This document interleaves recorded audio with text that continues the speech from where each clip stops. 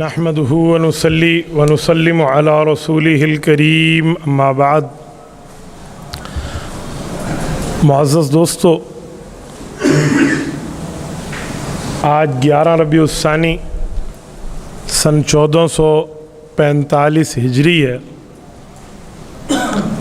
بمطابق 27 اکتوبر 2023 جمعۃ المبارک کا عظیم دن ہے۔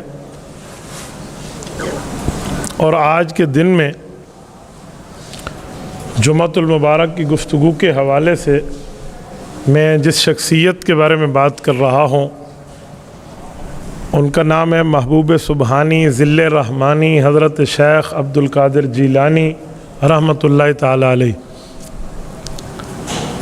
حضرت شیخ عبد القادر جیلانی رحمۃ اللہ علیہ یکم رمضان سن 471 ہجری کو پیدا ہوئے اور ان کا انتقال 11 ربیع الثانی سن 561 ہجری کو ہے۔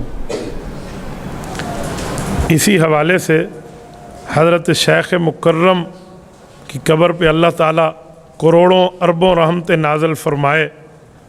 میں چاہتا ہوں کہ حضرت شیخ عبد القادر جیلانی رحمۃ اللہ تعالیٰ علیہ کے حوالے سے میں آپ کی خدمت میں چند وہ معروضات پیش کروں جن کا تعلق حقیقت سے ہو، کیونکہ شیخ عبد القادر جیلانی رحمۃ اللہ تعالیٰ علیہ کے بارے میں لوگ عجیب قسم کے نظریات پیش کرتے ہیں جو حضرت شیخ کی تعلیمات نہیں ہیں۔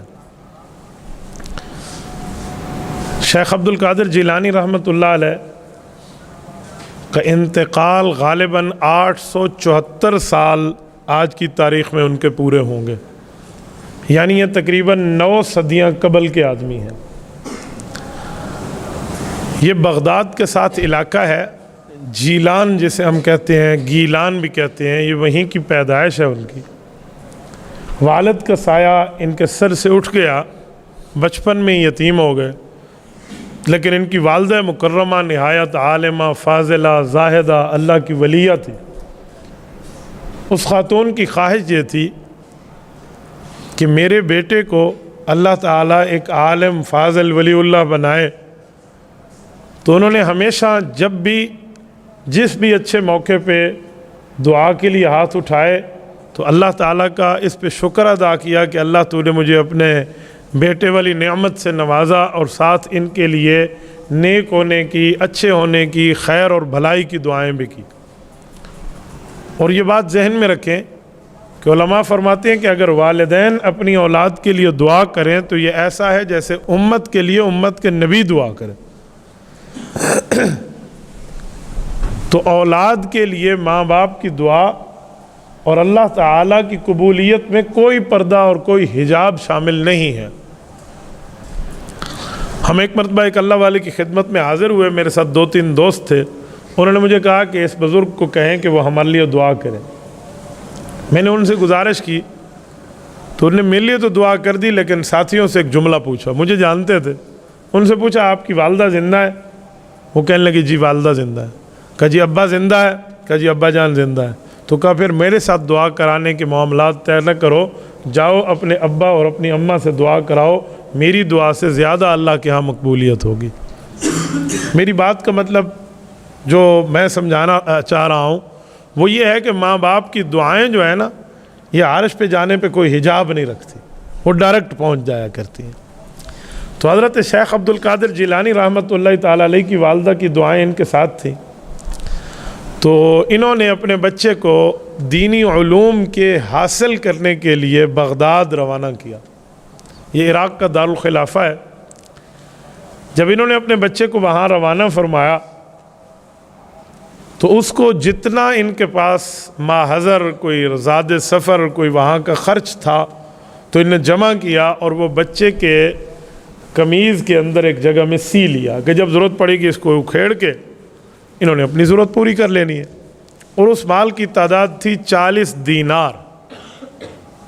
آپ نہیں سمجھیں گے کہ دینار کیا ہے، آج کل ہمارے ہاں وہ دینار نہیں ہے جو اس زمانے میں دینار ہوتا تھا۔ ہمارے ہاں کویت کے نوٹ کو لوگ دینار کہتے ہیں، تو یہ دینار کاغذ کا ہے، وہ دینار سونے کا ہوتا تھا۔ درہم چاندی کا تھا اور دینار سونے کا تھا، تو وہ دینار تھا۔ اور 20 دیناروں کی قیمت 7.5 تولہ سونا کے برابر تھی.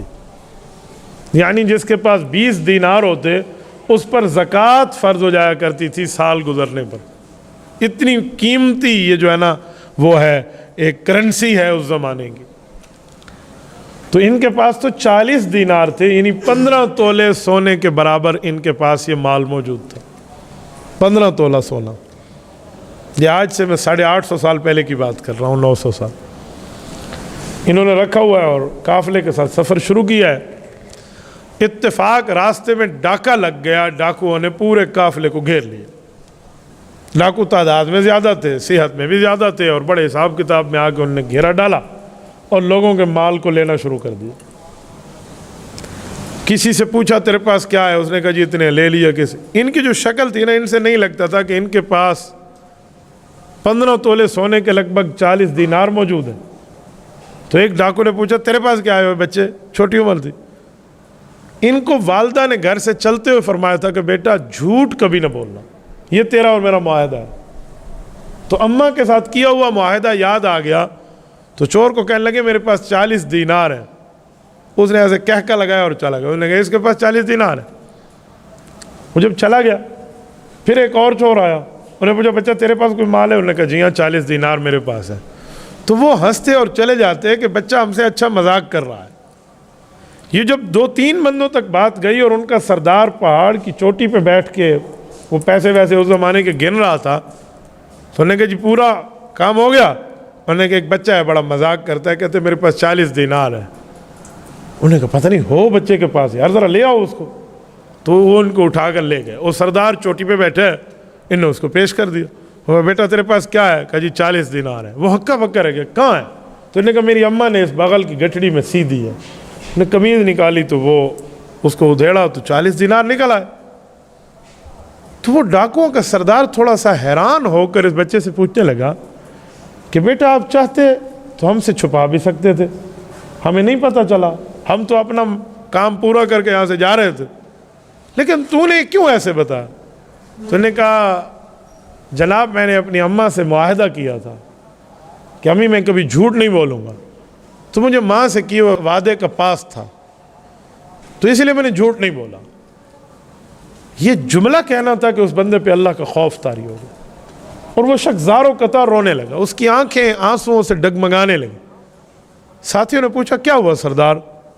اس نے کہا اس بچے نے کیا ہوا ماں سے وعدہ نہیں توڑا، چاہے دنیا کا مال جاتا ہے چلا جائے، اور ہم تو آخرت میں اللہ تعالیٰ سے وعدہ کر کے آئے ہیں کہ اللہ ہم سچ بولیں گے.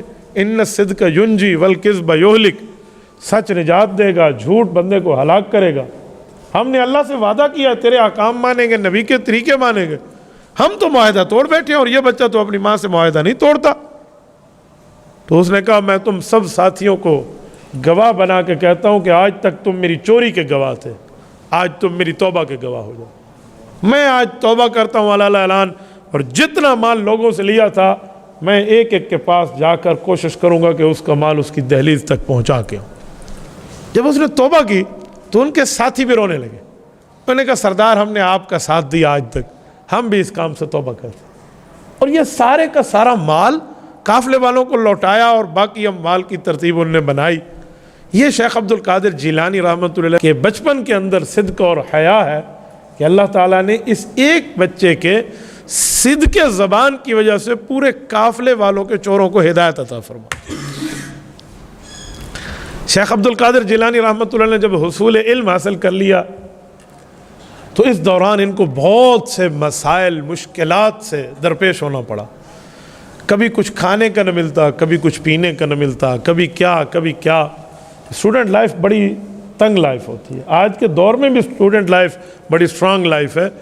یہ تو 900 سال پہلے کی بات ہے، اور وہ بھی مسافرانہ عالم میں، حالت سفر میں. مجھے بتائیں جہاں اللہ 4 رکعت کو 2 رکعت کر دے تو اس سفر کا عالم کیا ہوگا. تو انہوں نے اتنی مشکلات گزاری. کہتے ہیں بعض اوقات کئی دن گزر جاتے مجھے کھانے کچھ کوئی چیز نہ ملتی. میں پانی پی لیتا، شام کو پانی پی لیتا. بعض اوقات روزے کی نیت سے رہ جاتا ہے کہ یار بھوکا تو ویسے رہنا تو اللہ کے لیے بھوکا رہ جاؤ. ایک دن ایک شخص کا ان کے ساتھ ایک عجیب واقعہ، وہ یہ تھا کہ ان کی والدہ نے کچھ سامان وغیرہ دے کر نا، اور اس میں اس زمانے میں جیسے گوشت کو سکایا جاتا ہے اس طرح بنا کر اور ان تک بھجوانے کی کوئی ترتیب رکھی۔ اس زمانے میں اکیلا کوئی سفر نہیں کرتا تھا، ٹریول ہوتا تھا قافلے کے ساتھ، تو قافلے جاتے تو انہوں نے ایک شخص کو دیا، اور یہ کہتے میں کتنے دنوں سے بھوکا تھا، مجھے نہیں پتا میری اماں نے اس کے ذریعے کوئی میرے لیے کوئی چیز بھجوائی ہے۔ تو کہتے میں اتنا بھوک سے بے حال اور نڈھال ہو گیا کہ میں مسجد میں بیٹھا تھا، مجھے لگتا ہے کہ میری موت مجھ سے ابھی ہاتھ ملا رہی ہے، ابھی گلے ملے گی، اتنی مجھے بھوک لگ گئی تھی۔ تو ایک شخص مسجد میں آیا اور مسجد کے کونے میں آ کر نا اس کو سالن اور روٹی اس طرح کوئی چیز بہترین ماجبین بنی ہوئی تھی، اور اس نے کھانا شروع کر دیا، اور اس کی خوشبو مجھ تک آئی، اور میں نے اسے دیکھا، اس نے مجھے دیکھا۔ کہتے میں نے نظر ہٹا لی کہ یار کسی کے مال پہ کیا نظر رکھ رہی ہے۔ تو اس بندے نے مجھے دیکھا نا اور مجھے کہا ادھر آؤ، میں قریب آیا تو مجھے کہا آپ کا نام؟ میں نے کہا جی عبد القادر۔ کہا ابا کا نام؟ تو میں نے کہا جی ابو صالح۔ انہوں نے کہا ہو یہ تیرا مال ہے، ادھر آ کھا۔ انہوں نے کہا میرا مال کہاں سے ہے؟ انہوں نے کہا جی تیری ماں نے تو مجھے تیرے لیے دیا کہ اس کو جا کے پہنچا، اور آج 3 دن ہو گئے ہیں، میرا اپنا خرچہ جو تھا وہ سارا ختم ہو گیا، میں نے بھی کچھ نہیں کھایا، میں تیری امانت تجھ تک پہنچانے میں آیا کہ امانت میں خیانت نہ ہو جائے، اب میں مرنے کے قریب ہو گیا تو میں نے کہا چلو تھوڑا سا کھا لو۔ تو یہ اسے کہتے ہیں کہ مجھے نہیں پتا کہ تو میرا میزبان ہے یا میں تیرا میزبان ہوں، تو میرا مہمان ہے یا میں تیرا مہمان ہوں۔ بہرحال انہوں نے اپنی والدہ کی چیز وصول کی، اسے بھی کھلایا، خود بھی کھایا۔ میری بات کا مطلب جس نے یہ مشکلات دیکھی ہیں نا اپنے ماضی میں، اس کا مستقبل روشن ہو جایا کرتا ہے۔ جب بندہ مشکلات نہ دیکھے نا، سونے کی چمچ منہ میں لے کر پیدا ہو تو اسے کیا پتا، وہ پھر سردیوں کا نظارہ تو کھڑکیوں سے بیٹھ کے کرتا ہے۔ وہ کہتے ہیں وہاں سے مجھے بادل نظر آ رہے ہیں، وہ سردی ہے، اچھا وہ گرمی ہے، اس نے دور سے دیکھنا۔ اور جو ان چیزوں سے خود دو چار ہوا ہو نا، اس کے لیے زندگی کا کچھ اور معاملہ ہوتا ہے۔ حضرت ابو ہریرہ رضی اللہ تعالیٰ عنہ کے بارے میں آتا ہے کہ ایک مرتبہ ان کو منہ صاف کرنے کے لیے وضو کے بعد کاٹن کا ایک کپڑا دیا گیا، تو کاٹن کتان کا کپڑا عرب میں بڑا اس زمانے میں نایاب ہوتا تھا۔ ان نے منہ خشک کیا تو پھر رونے لگے، کہنے لگے بخا ابو ہریرہ تو نے کیا قسمت پائی۔ شاگردوں نے پوچھا استاد جی آپ رو بھی رہے ہیں، خوش بھی ہیں، اور اپنے لیے کچھ بات بھی فرما رہے ہیں، مطلب؟ انہوں نے کہا بیٹا آج اللہ نے اسلام پہ فتوحات کے دروازے کھولے ہیں، آج ہم کاٹن کے کپڑوں سے منہ اور ناک صاف کر رہے ہیں۔ ایک زمانہ ہوتا ہم حضور پاک کے پاس پڑھنے کے لیے حاضر ہوتے تو میں بھوک سے بے ہوش ہو جایا کرتا تھا، لوگ سمجھتے تھے مرگی ہے، حالانکہ بھوک ہوا کرتی تھی۔ تو جس نے اپنی ماضی میں مشکلات دیکھے ہو نا، اس کے لیے مستقبل پھر اللہ تعالیٰ روشناس بنا دیتا ہے، پھر اللہ تعالیٰ ان تکلیفوں کا اجر بھی دیتا ہے۔ بس یہ ہے کہ انسان کو ناشکرا نہیں ہونا چاہیے، انسان کو شکر گزار ہونا چاہیے۔ حضرت شیخ عبد القادر جیلانی رحمۃ اللہ علیہ جب عالم دین بن گئے، اللہ تعالیٰ نے ان سے 2 طرح کے اتنے بڑے کام لیے ہیں جو شاید اتنے بڑے کام کسی اور سے اللہ تعالیٰ لے۔ جس طرح فقہ اور شریعت میں امام اعظم ہونے کا درجہ حضرت امام اعظم ابو حنیفہ رحمۃ اللہ علیہ کو ہے، جو صحابہ کرام کے براہ راست شاگرد ہیں، اور قرآن کریم احادیث نبویہ میں ان کی خوشخبریوں کے اشارے موجود ہیں۔ فقہ میں اتنا بڑا درجہ ان کا ہے، شریعت اور فقہ میں، ایسے ہی تصوف کے اندر، ولایت کے اندر، للہیت اور تقوی و طہارت کے اندر حضرت شیخ عبد القادر جیلانی کا رتبہ بھی مسلم ہے۔ اگر وہ فقہ میں امام ہے تو یہ تصوف میں امام ہے۔ اگرچہ امام اعظم ابو حنیفہ کے بہت بعد آئے ہیں، امام صاحب رحمۃ اللہ علیہ کی وفات 150 ہجری ہے اور ان کی وفات 561 ہجری ہے، تو یہ ان کے بہت بعد ہے۔ حنبلی فقہ سے تعلق رکھتے ہیں، لیکن تصوف میں ان کا مقام ایسے ہی سمجھیں جیسے شیخ عبد القادر جیلانی رحمۃ اللہ علیہ ایسا مقام رکھتے ہیں جیسے امام اعظم ابو حنیفہ شریعت میں اور فقہ میں امام رکھتے ہیں۔ اللہ تعالیٰ نے ان سے یہی 2 کام لیے، ایک علمیت کا اور ایک روحانیت کا۔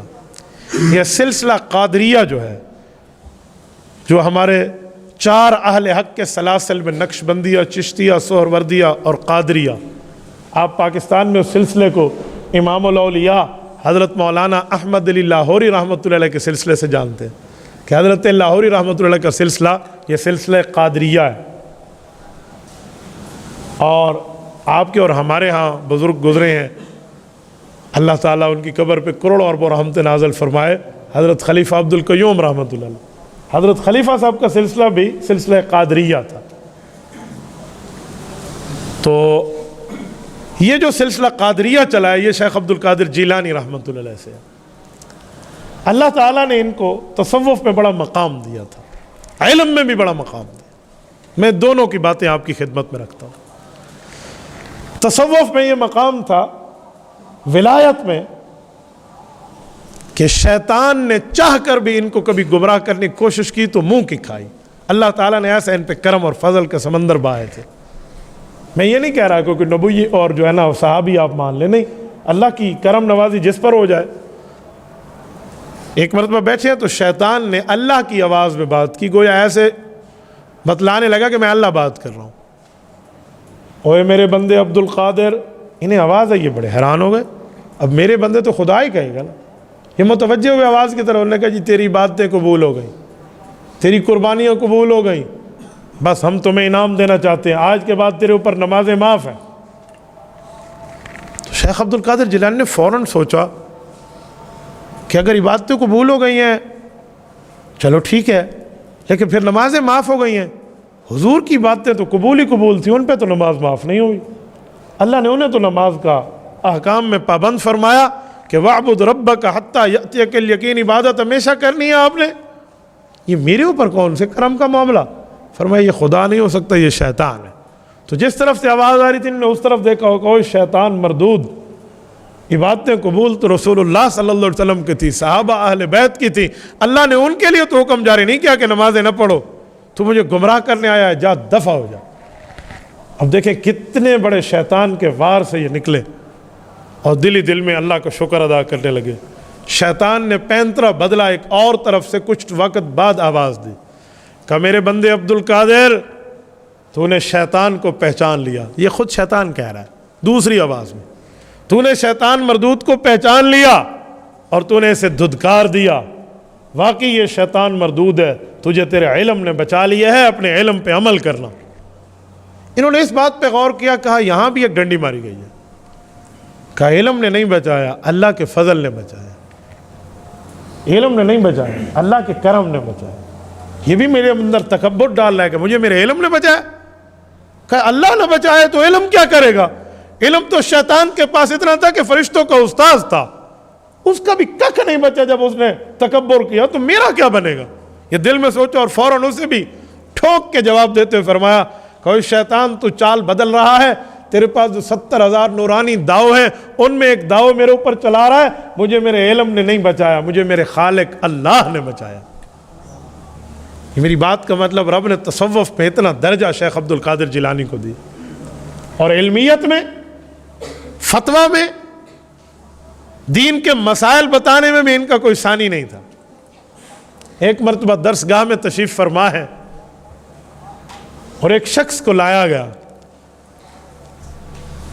اور یہ درس گاہ بھی مکہ المکرمہ کی ہے، اور وہاں پہ ایک جذباتی شخص کو لایا گیا ہے، اور اس کا واقعہ بتایا تو بڑے بڑے علماء حیران ہو گئے کہ اس کا جواب کیا ہوگا۔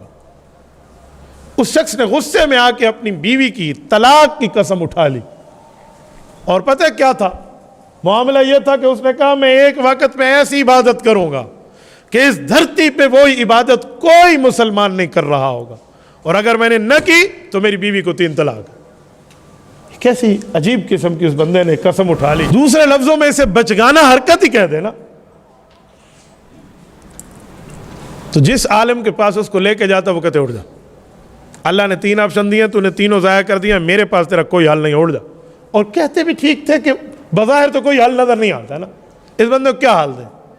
حضرت شیخ عبد القادر جیلانی رحمۃ اللہ علیہ کا پوچھتے پوچھتے وہ ان کی خدمت میں پہنچ گیا، اور اپنے ساتھ ساتھی انہوں نے بڑی منت ترلے وہ جا کو آدمی بھی ہوں گوڈیاں تے ہاتھ رکھے سے بھی کوئی مسئلے دا حل کاٹے دے، میری تو رن وہندی ہے بھائی۔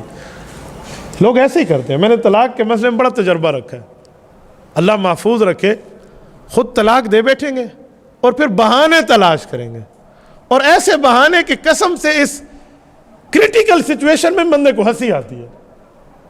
آپ کو میں طلاق کے بہانے بتاؤں، میں نے نہیں دیکھا کہ آج تک کسی نے طلاق دی اور یہ بہانہ نہ کیا ہو، تقریباً ہر بندہ کرتا۔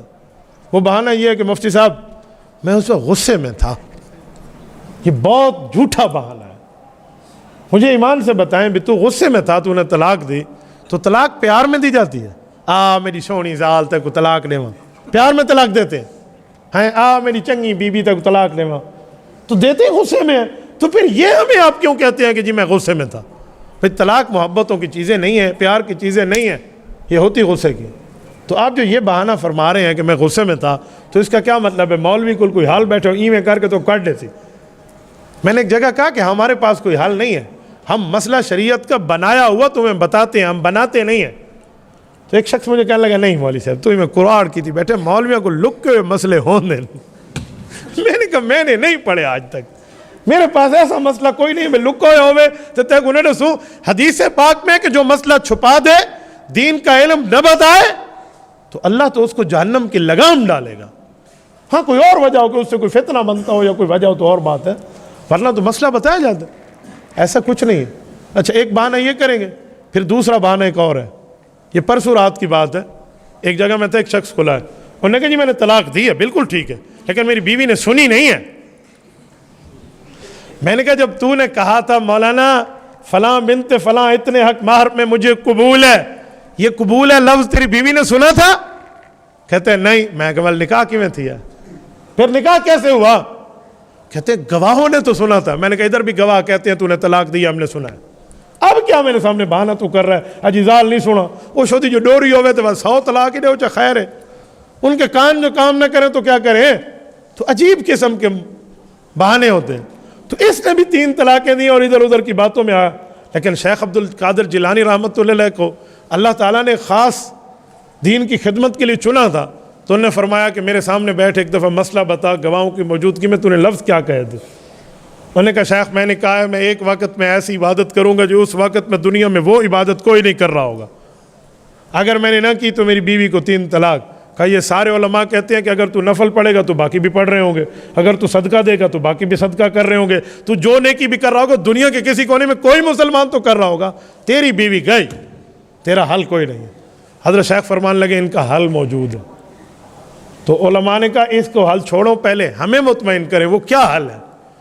تو انہوں نے فرمایا ویسے ہم مکہ مکرمہ میں بیٹھے ہیں، تو کعبۃ اللہ کے متولی کو تھوڑی سی درخواست کر دے کہ ایک مہربانی تو کر لے تو اس کی بیوی بچ سکتی ہے۔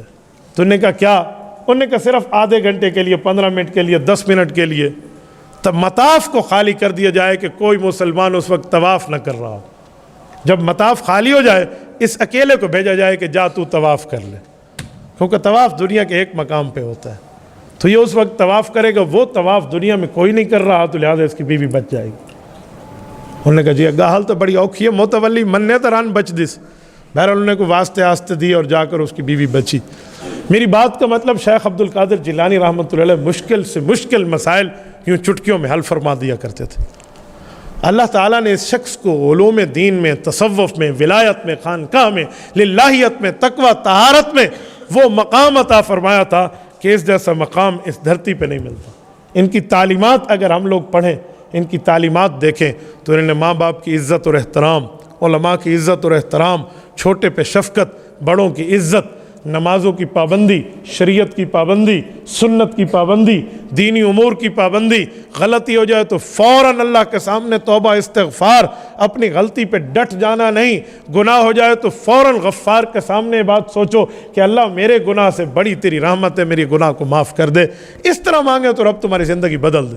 یہ ان کی تعلیمات، آج تعلیمات ان کی ڈھول پر سنائی جاتی ہیں، نعوذ باللہ من ذالک، اس سے شیخ عبد القادر جیلانی مبرہ ہے۔ یہ ڈھول باجوں کی تعلیمات ان اکابر کی تعلیمات نہیں ہیں۔ اور 11 ربیع الثانی سن 561 ہجری، غالباً آج سے 874 سال پہلے آج کے دن میں ان کا انتقال ہے۔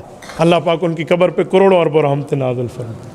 کچھ لوگ ہمارے بھائی، اللہ ان کو ہدایت عطا فرمائے، شیخ عبد القادر جیلانی رحمۃ اللہ علیہ کی وفات کے دن 11ویں شریف کا دودھ بانٹتے ہیں۔